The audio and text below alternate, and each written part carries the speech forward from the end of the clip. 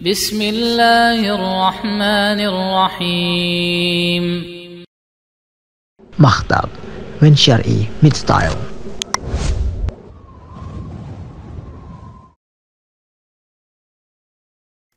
Bagaimana kemuliaan wanita dalam Islam secara garis besarnya dalam 5 fase kehidupan wanita tersebut.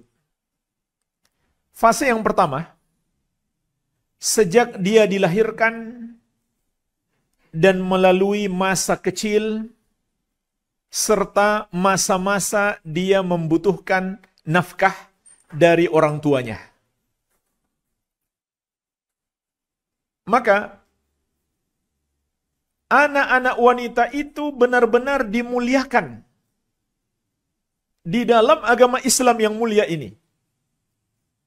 Dan Allah menjanjikan surga dan keselamatan dari neraka bagi para orang tua yang mengurus anak-anak wanitanya dengan baik, menyayangi, menafkahi, dan mendidik mereka. Ada banyak hadis tentang ini. Di antaranya diriwayatkan oleh Imam Ahmad dari sahabat yang mulia Jabir bin Abdullah radhiyallahu taala anhuma. Rasulullah sallallahu alaihi wasallam bersabda, "Man kunna lahu 3 banatin yu'wihinna wa yarhamuhunna wa yakfuluhunna wajabat lahu al-jannatul battah." Barang siapa memiliki 3 anak perempuan yang dia berikan tempat tinggal yang layak dan dia sayangi mereka dan dia menafkahi mereka, maka pasti dia masuk surga. Dalam hadis yang lain, hijaban minan nar. Amalannya itu akan menjadi hijab dari api neraka. Dia memberi tempat tinggal, menyayangi, dan menafkahi anak perempuannya.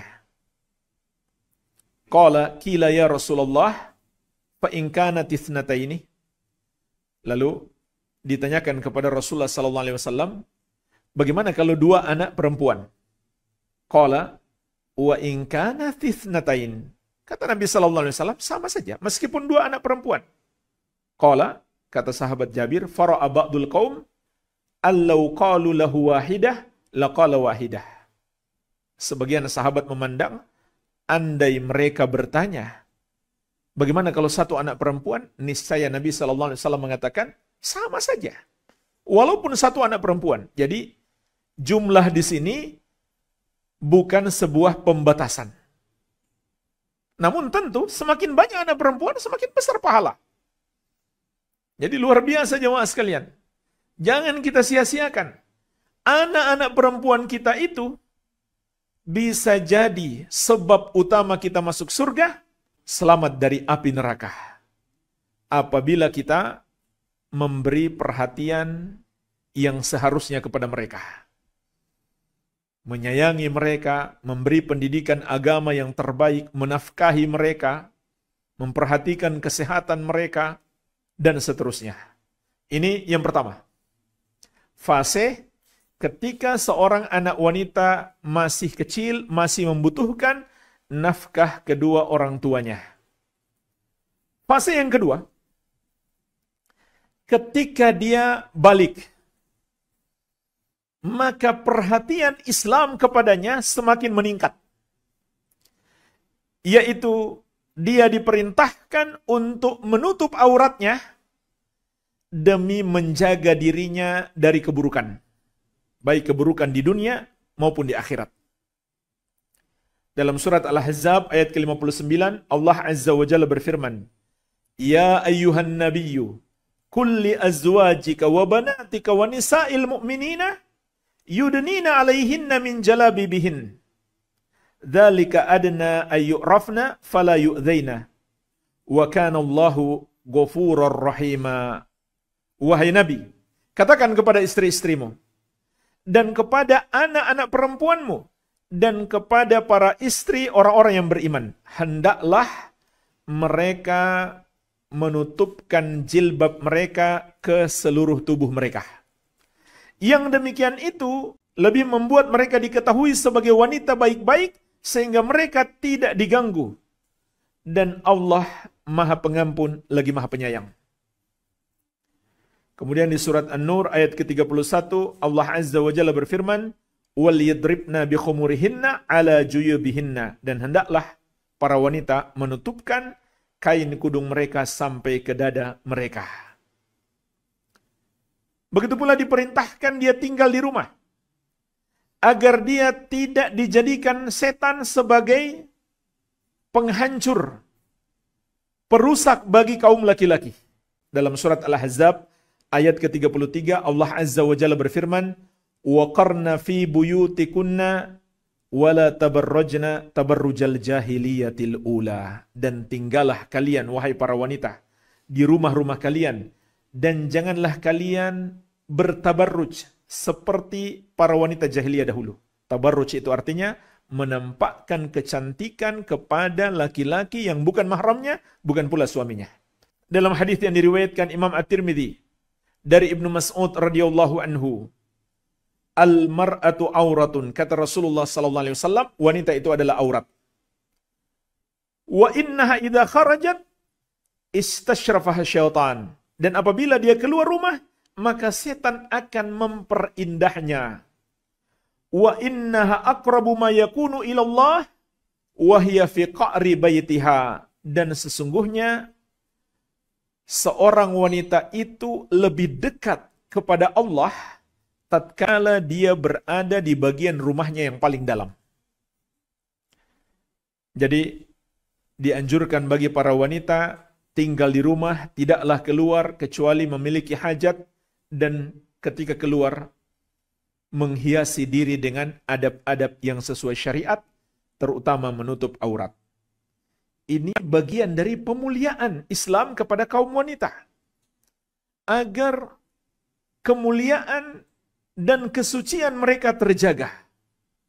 Tidak dijadikan sebagai senjata setan, apakah menjerumuskan mereka, ataukah juga menjerumuskan mereka bersama kaum laki-laki dalam berbagai macam hubungan terlarang. Baik, ini yang kedua. Kemudian yang ketiga, ketika dia telah siap menikah, maka syariat memerintahkan para wali untuk menikahkan mereka. Bukan hanya itu. Islam juga menyuruh para orang tua, para wali untuk memilihkan calon suami yang baik agama dan akhlaknya. Ini pemuliaan Islam kepada kaum wanita. Jangan asal menikahkan para wanita dengan sembarang laki-laki. Allah Azza wa Jalla berfirman, "La tunkihul musyrikina hatta yu'minu. Wala 'abdun mu'minun khairu min musyrikin walau a'jabakum." Jangan kalian nikahkan wanita-wanita kalian dengan para lelaki musyrik sampai mereka beriman. Sungguh, seorang budak yang beriman itu lebih baik daripada laki-laki musyrik, walaupun dia orang merdeka dan dia telah mempesona kalian. Rasulullah sallallahu alaihi wasallam bersabda, "Idza atakum man tardawna khuluquhu wa dinahu fazawwijuhu, illa taf'alu takun fitnatun fil ard wa fasadun arid." Kalau datang kepadamu seorang laki-laki yang melamar putrimu, yang kamu ridhoi akhlaknya dan agamanya, maka nikahkan dia. Kalau kalian tidak melakukannya, akan terjadi fitnah di muka bumi dan kerusakan yang luas.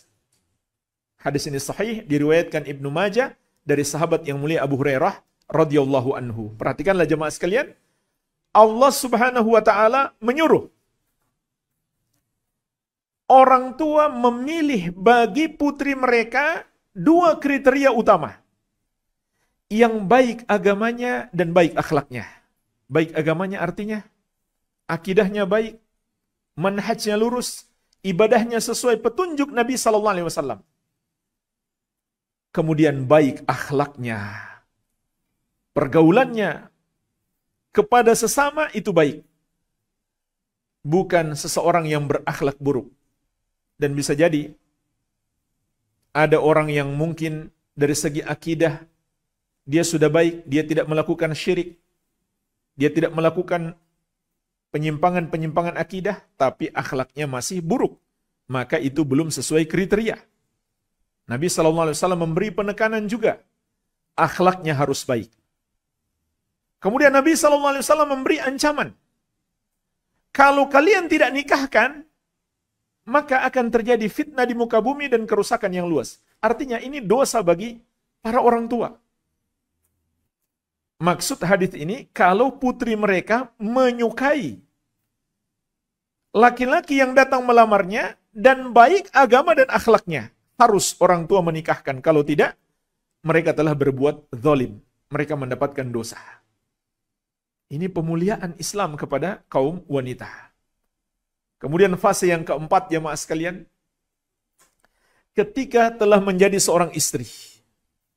Ketika wanita telah menjadi seorang istri, maka Allah Azza wa Jalla berfirman kepada kaum laki-laki, kepada para suami, wa ashiruhunna bil ma'ruf. Pergaulilah istri-istrimu tersebut dengan cara yang baik. Surat An-Nisa ayat 19. Dan juga Allah ingatkan besarnya hak istri.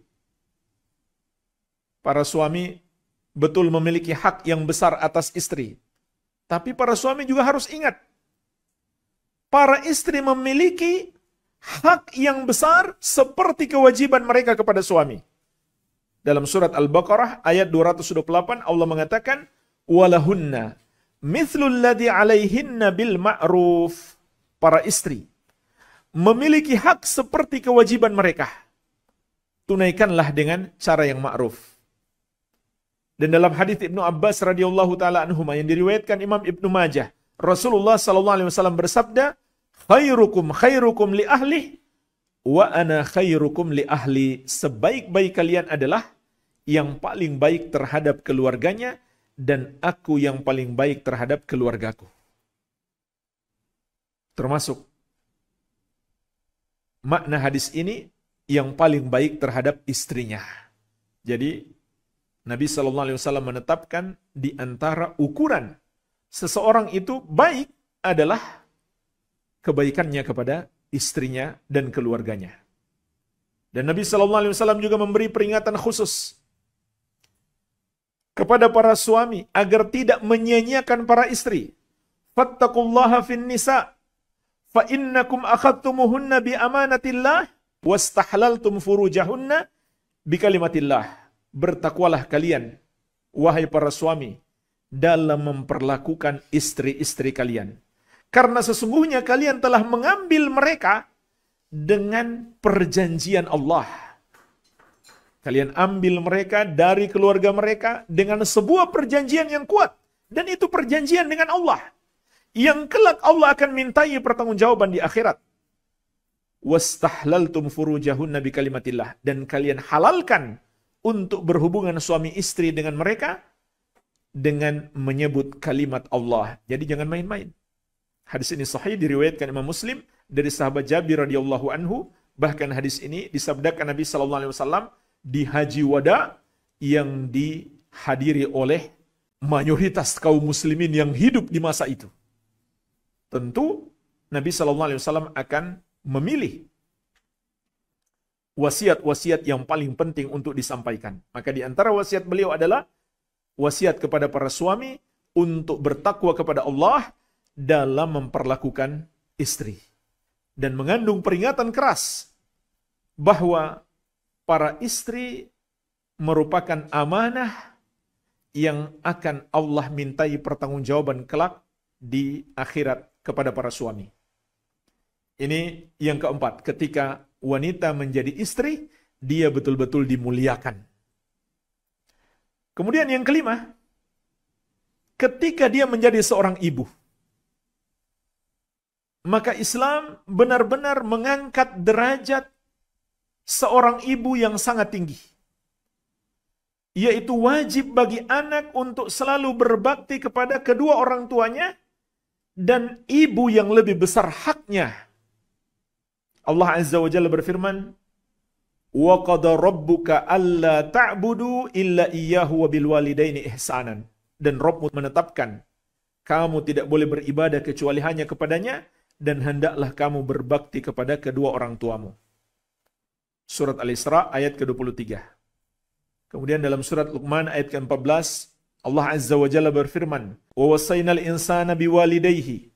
Dan kami telah berwasiat kepada manusia untuk berbuat baik kepada kedua orang tuanya. Kemudian Allah ingatkan khusus seorang ibu.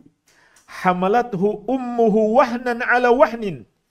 Ibunya ketika mengandung dirinya dalam keadaan lemah, bertambah lemah. Allah beri peringatan khusus betapa besarnya hak ibu atas anak. Wa fisaluhu fi amain. Dan ibunya telah menyusuinya selama 2 tahun. Anishkurli wali walidayka ilayyal masir. Hendaklah kamu bersyukur kepadaku dan kepada kedua orang tuamu. Hanya kepadakulah kalian akan dikembalikan.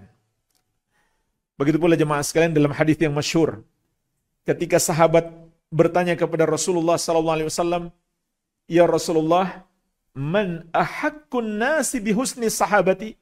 Siapakah orang yang paling berhak untuk aku perlakukan secara baik? Kata Nabi SAW, ummuka, ibumu. Sahabat ini bertanya lagi, kemudian siapa ya Rasulullah? Ibumu. Sahabat itu bertanya lagi, kemudian siapa ya Rasulullah? Ibumu. 3 kali jemaah sekalian. Sahabat itu bertanya lagi, kemudian siapa ya Rasulullah? Baru kemudian, abuk, bapakmu. Ini luar biasa. Islam meninggikan seorang ibu 3 kali lipat daripada ayah. Luar biasa, Islam memuliakan wanita. Dan itu juga hikmahnya kata para ulama, karena Islam menghargai para ibu yang memiliki jasa kepada anak, 3 jasa yang tidak mungkin dimiliki oleh ayah. Apa itu? Yang pertama, mengandung anak tersebut.